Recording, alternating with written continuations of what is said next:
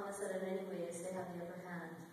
But I've also worked with communities that have been successful in stopping different projects, and from a whole range of things. Some folks using more guerrilla tactics, like we've seen, but other folks, straight up even doing permit application challenges. I mean, one thing that comes to mind in particular is a permit application issue that we dealt with respect to the Waihola ditch system on Oahu.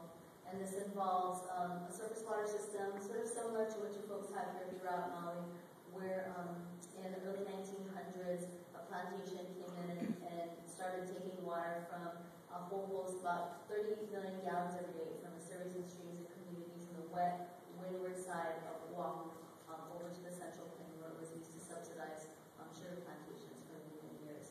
And as a result of, there's a whole host of litigation over that, and top story is, that I think we've been working on this for about 15 years. So yes, it's certainly been a legacy that people pass on to their kids.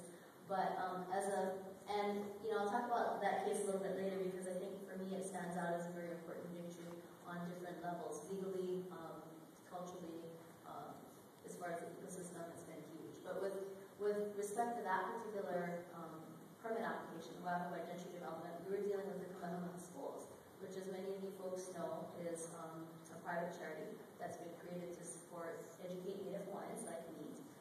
very, very fortunate that I went to school there, and they also sent me to law school that I can help to work on these issues later on. But at the time when we were working on these issues in the starting about 1999 and the early 2000s, Kamehameha was at that time, and it still is, the largest private landowner in Hawaii. It was also the richest private charity in the nation. And so, this is a big deal for our It was from like a corporation. It is a corporation. Yes.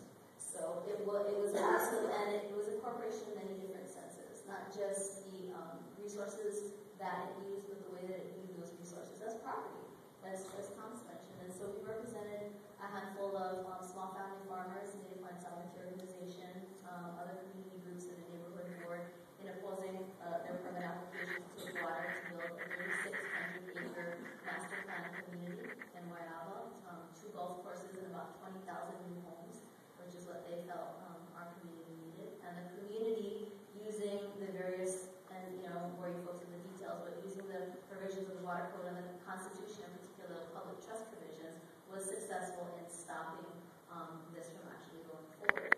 And it's interesting because, as Thomas mentioned, there's a right to destroy, but in Hawaii, because of the ground in Hawaiian custom and tradition, and there are additional protections for traditional custom and Native Hawaiian rights and riparian usage.